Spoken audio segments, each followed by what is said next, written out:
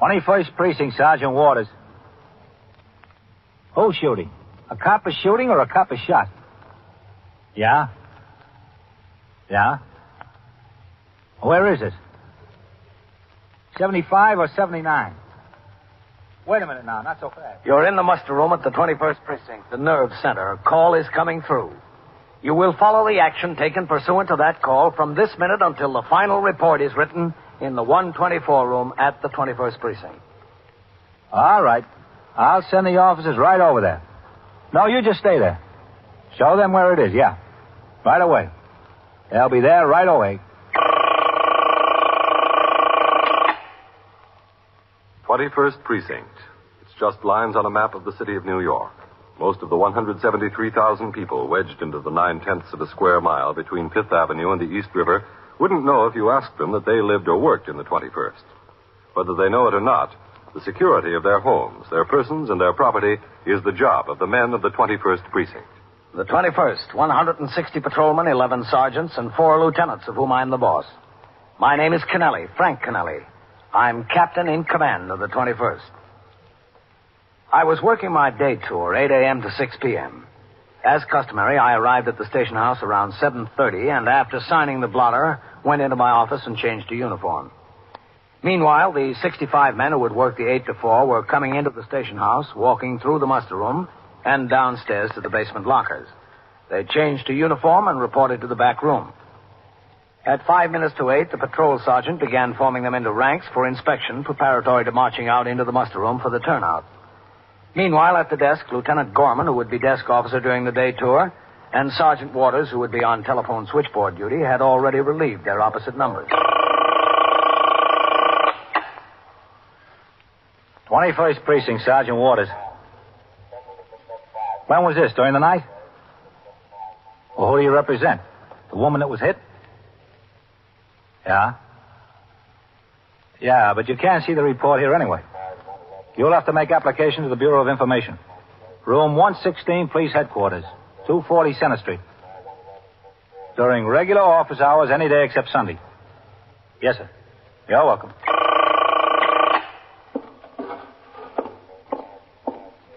That's the kind of lawyer I want if I ever get in a jam, Lieutenant. Yeah? Lady was hit by a bus at 2:30 this morning, and the lawyer's on a job before breakfast. Probably wants a settlement before lunch. Yes, sir. Oh, I understand we've got a rookie reporting for this tour. So I hear. Have you seen him? Not yet. Better hurry up, or he'll be late the first day on the job. You won't be late. I had a good one last night. Yes, sir, so I heard. Whose shot was it that hit him? I don't know yet. I haven't dug the slug out. How is the boy? Lieutenant Snyder told me he checked the hospital right before I relieved him. It's not in too good shape, not too bad. Oh, here comes your rookie, Lieutenant. Yeah. Probationary Patrolman Cochran, transferred from the police academy, reporting for duty, sir. All right. You go on back to the 124 room. Clerical man will tell you what squad you're assigned to. Yes, sir. His name is Patrolman Fallon. Yes, sir. All right, Sergeant. You let the captain know they're ready to turn out? Yes, sir.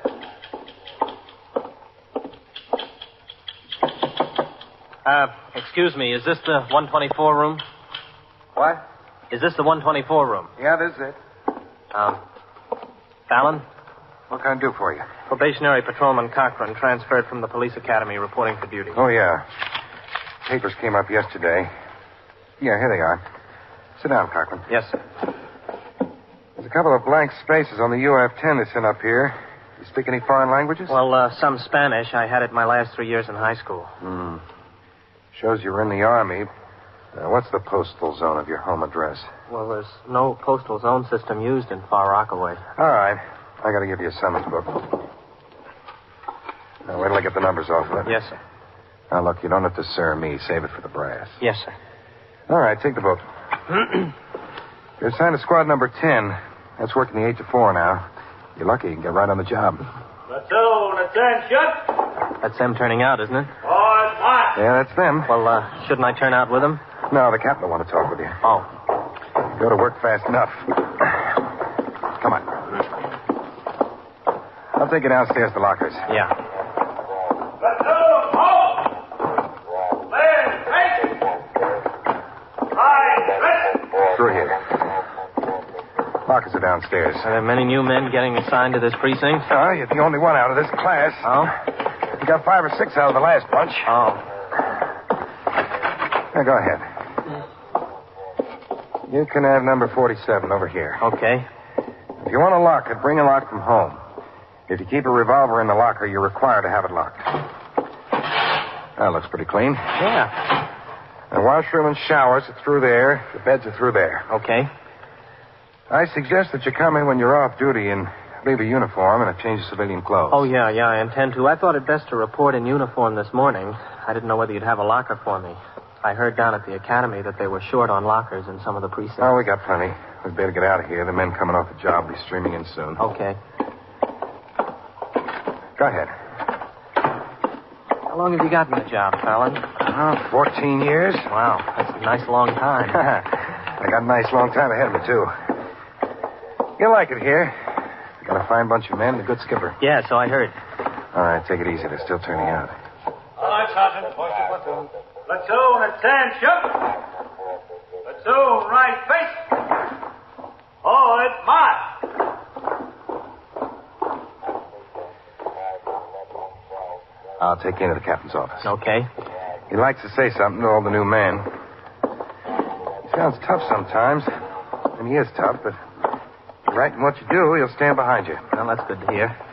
What's my job going to be, do you know? Well, I'll check with the desk officer while you're in with the captain. Okay. Go on, follow him right into the office. Captain. Yes, come in, fella. Go ahead, Captain. Yeah. Captain Kennelly, probationary patrolman Paul Cochran assigned to the precinct this morning. All right, fella, close the door. Yes, sir, Captain. Well, I'm glad to have you on the job, Cochran. Thank you, sir. The policy in this command is the same as it is throughout the department. We want to keep the goodwill and the confidence of the people by fostering an attitude of courtesy and service with whomever we come in contact. You've got to remember that to most people, the individual policeman is a representative of the entire department, a representative of the city. Your demeanor and deportment in dealing with the public will create either favorable or unfavorable impressions of yourself, the department, and the city. Yes, sir. The people naturally look to their police force for security in their person, their homes, and their property. We want the people to look for that protection and at the same time respect a cop, not fear him. You'll get that respect through the use of courtesy, patience, and tact. Yes, sir. Now, you're new on the job. You've just been through an intensive course of training at the police academy. Apply what you learned there, and at the same time, try to learn more from the experienced men around here. You want to get ahead in this job, you'll never stop learning. You got your assignment? Well, no, sir, not yet, but I'm in a squad that's working this tour. All right, report to the desk officer. Yes, sir. And good luck. Thank you, Captain. Leave the door open, Cochran. Yes, sir.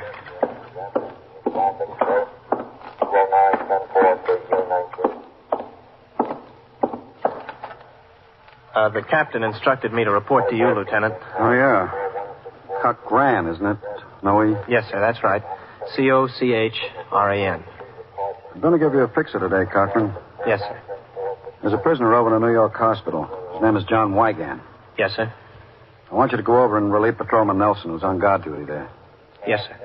Are you familiar with the manual in connection with guarding a prisoner confined to hospital? Yes, sir. All right. Just follow the book and you'll be all right. Yes, sir. Now, look, I don't think this prisoner is in any condition to attempt escape. But I just want you to understand what kind of man he is. He was shot last night on Lexington Avenue by a police officer who jumped him in the course of an attempted robbery of a liquor store. He shot back at the police officer. Then he made an escape, jumped in a taxi cab, and passed out cold. Cab driver took him to New York Hospital, which was the nearest. He'll be moved to Bellevue Prison Ward as soon as possible. But he's in no condition now. So you just watch your step over there. Yes, sir. I'll send a man over to relieve you for a meal about 12:30. Yes, sir. All right, get on the job. 21st Precinct, Sergeant Waters. Just, one question, Lieutenant. Yeah? All right, 32. Where is New York Hospital? 69th Street and York Avenue. Yes, sir. Get on the job. Right away, Lieutenant. Sergeant, Yes, sir, Lieutenant. put out a call for Sergeant Tina. Yes, sir. Tell him I detail that new rookie Cochran over to New York Hospital for guard duty. Tell him when he rides by there to stop up and see how he's doing. How does he look, Lieutenant? Think he'll make a good cop? We'll have to wait and see. If he can find New York Hospital, he's got a chance. You are listening to 21st Precinct, a factual account of the way police work in the world's largest city. Have you ever sat in a club listening to someone hold the center of attention? No doubt you've said to yourself, how does he do it? He's no smarter than I am. And you may be right. But he does have the power to command your attention. And this power may come from a thorough knowledge of the subject in discussion. This power through knowledge is available to you. The United States Armed Forces Institute provides opportunities for military personnel to continue their education while on active duty with the armed forces. USAFI courses are almost limitless. Why, there are over 200 courses in high school, college, and technical subjects alone. For a small initial fee, you may enroll in your first USAFI course. From then on, you can continue to take other USAFI courses at no further cost, as long as your progress is satisfactory. Take advantage of this opportunity. Develop your own power through knowledge with a USAFI course. The next time there's a big discussion at the club, you may hold the center of attention. Now back to 21st Precinct and Captain Kennelly. During the course of the morning, I went about my duties as commanding officer of the precinct. I interviewed a retired detective of the department, now employed as an investigator for an insurance company, to obtain a verification of statements on his application for a pistol license. Then I went on patrol in the precinct in sector car number 1. By the time I returned to the station house, the newest member of my command, probationary patrolman Paul Cochran, was well established in his first assignment, guarding the wounded prisoner, John Wigan, who had undergone surgery not 10 hours before and was sleeping fitfully. As he sat on a chair inside the hospital room, Patrolman Cochran looked through the open door down the long hall and saw a nurse approaching. Officer? Yes? Yes, ma'am? There's someone out at the floor desk to see him. Oh, well, nobody can see him. This is an FBI man. I don't care who it is. Well, I told him he couldn't have any visitors, but he said he's got to see him anyway. Did he just tell you he was an FBI man? Or did he show you his credentials? Oh, he showed me his card, all right. It said Federal Bureau of Investigation. It had J. Edgar Hoover's signature down at the bottom. It was official. Well, all right. Tell him to come back here and I'll talk to him. Yes, I wish you would. I don't know how to talk to an FBI man. Well, tell him to come back here. Yes, I will.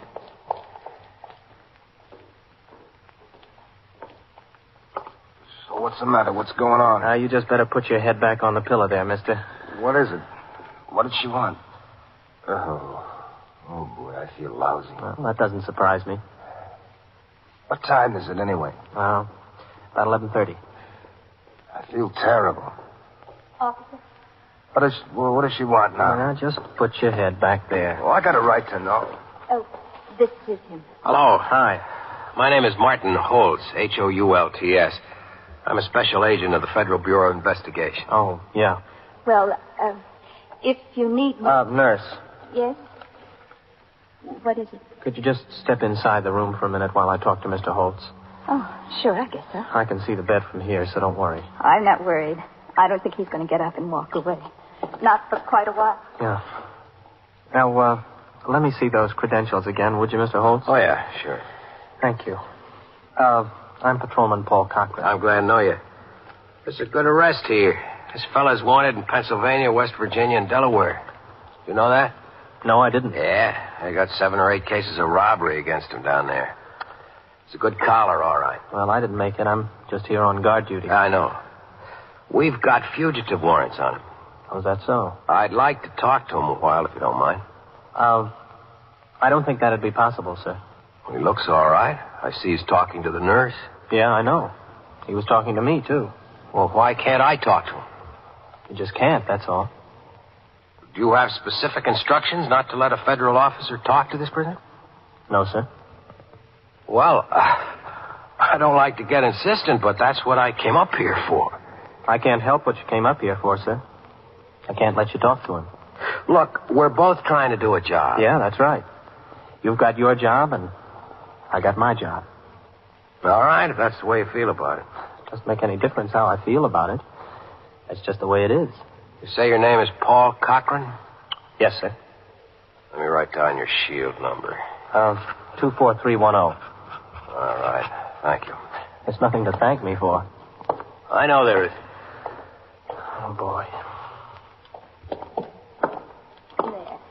There, now, is that better? Yeah, that's better. That's a lot better, thanks. You're welcome. Well, where is he? Huh? Oh, he went. I thought he wanted to talk to him. To me? Who wanted to talk to me? He didn't have authorization. You should have let him in. An FBI man. An FBI man? Just, I didn't know I had federal trouble. Well, relax, mister. Maybe we both got it. When I had returned to the station house, I found a delegation of mothers waiting for me. A committee of the Parents Association of PS 70. They desired to have an additional intersection on First Avenue designated as a school crossing. I agreed with their contention that the intersection was dangerous and promised to investigate the possibility of posting a patrolman at the crossing. After I walked with the committee to the front door of the station house, I went around the desk to see Lieutenant Gorman.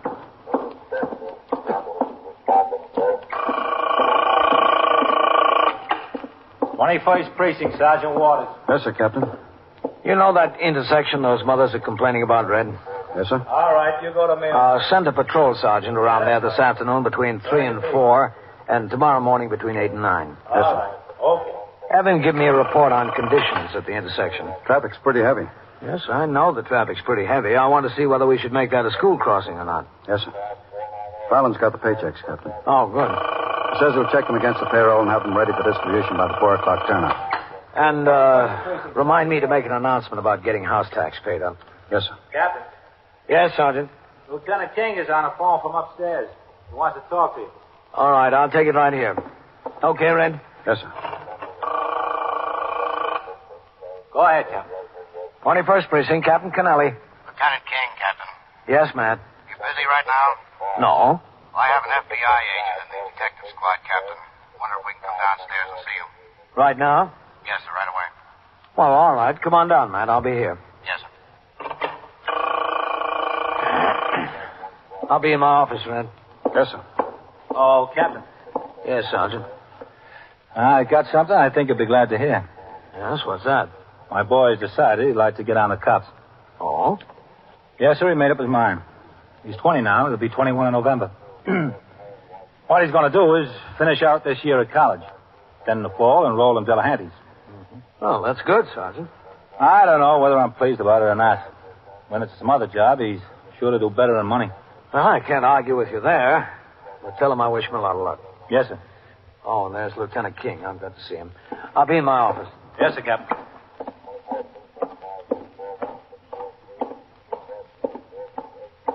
Oh, Matt. Hello, Captain. This is Special Agent Martin Holtz of the FBI. Mr. Holmes. How do you do, Captain? Do you want to go inside? Thank you.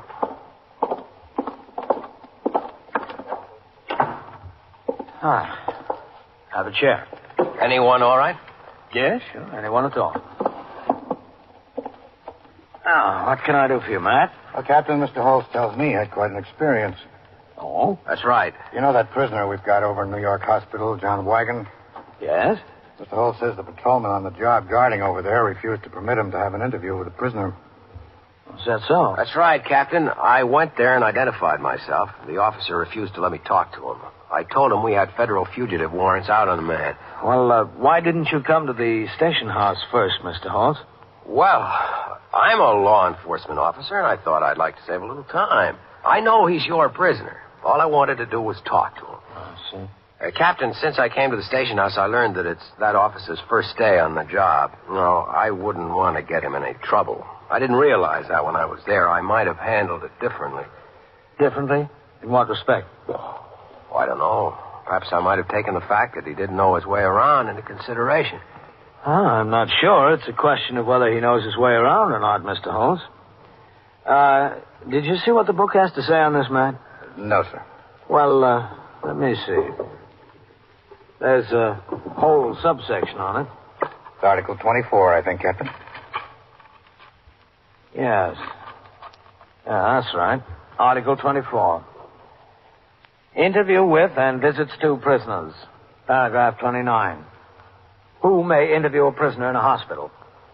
A member of the force assigned to guard prisoners confined in a hospital shall not permit anyone to personally interview a prisoner except those listed below.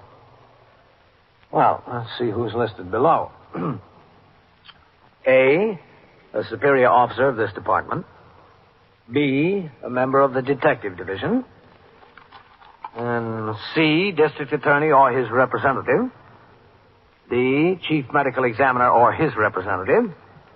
E, attachés of the hospital. F, clergymen in discharge of their duties. G, parole officers. H, probation officers. I, social workers and welfare officers. J, lunacy commission appointed by a court. Well, so far, nothing about the FBI. No, sir. K, a member of the United States Secret Service, when the prisoner is charged with violation of Section 37, United States Criminal Code, counterfeiting. L, recipient of a telegram signed by superintendent of hospital notifying him that prisoner is seriously ill. M, prisoner's legal representative, when that representative is so on. N, a member of the prisoner's immediate family, if such person has written authorization from the commanding officer of the precinct in which the arrest is recorded. That's all.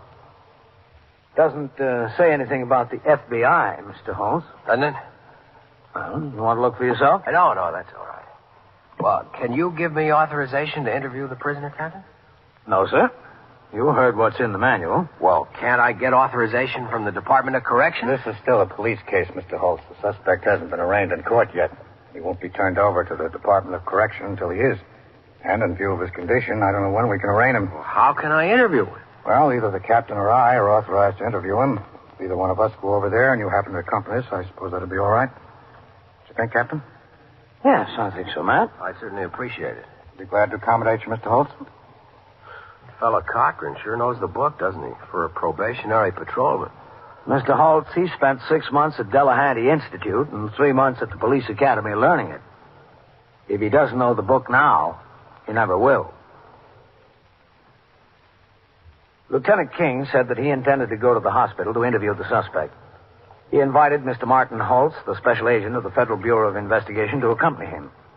I told the lieutenant that I would like to go along and suggested they wait 5 minutes until I called Inspector McBride at Division to report verbally, as he had requested, on a patrol condition about which he had received a complaint.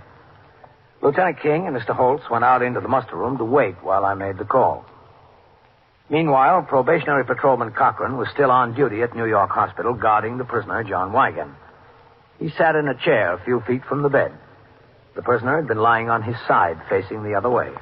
He turned slowly to face the officer.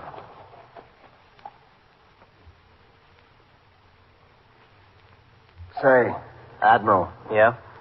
Listen. What? You got a cigarette? Yeah, but I don't know whether you're supposed to smoke. Why not? Well, you had surgery and an anesthetic. Oh, yeah. I'll check with the nurse next time she comes around. Okay. You must be feeling better. I feel lousy. But a cigarette might make me feel better. Listen, was an FBI around to see me? Or was I dreaming? I wish you were dreaming. Well, what happened to him? Where'd he go? Beats me. Officer, Yeah? can I see you a minute? Okay. Ask the nurse about the cigarette, huh? Okay, I will.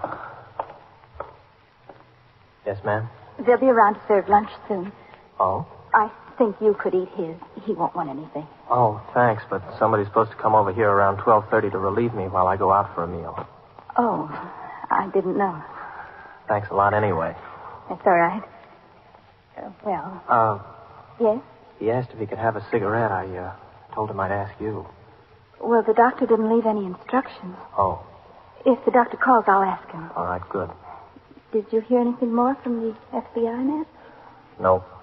Well, that's good. If you change your mind about the lunch, just let me know. I will, thanks.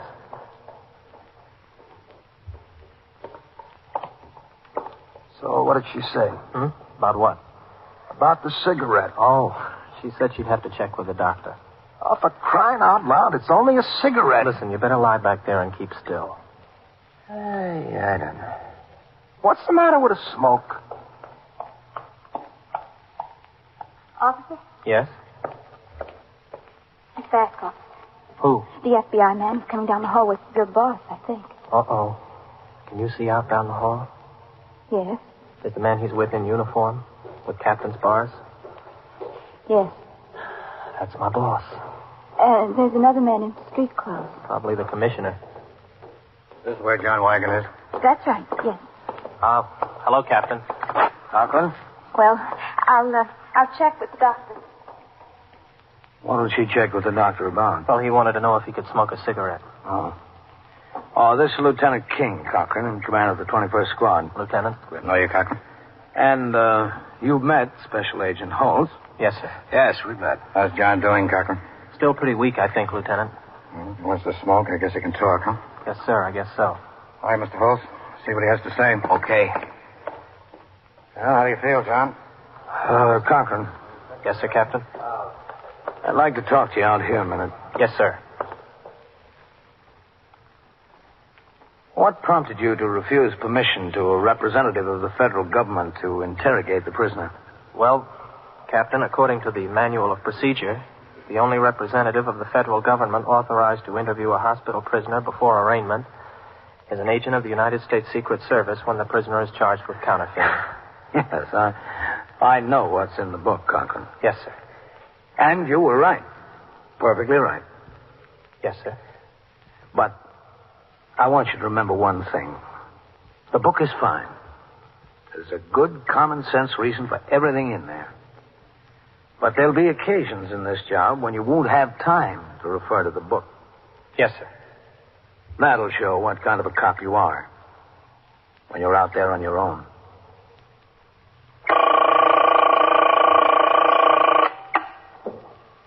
"21st Precinct, Sergeant Waters."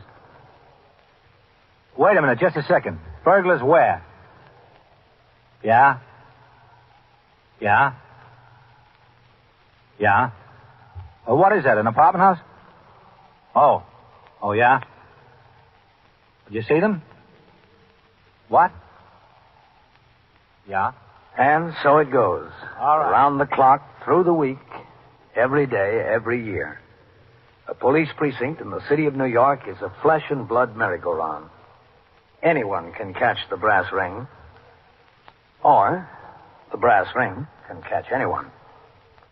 21st Precinct, a factual account of the way the police work in the world's largest city, is presented with the official cooperation of the Patrolmen's Benevolent Association, an organization of more than 20,000 members of the Police Department, City of New York.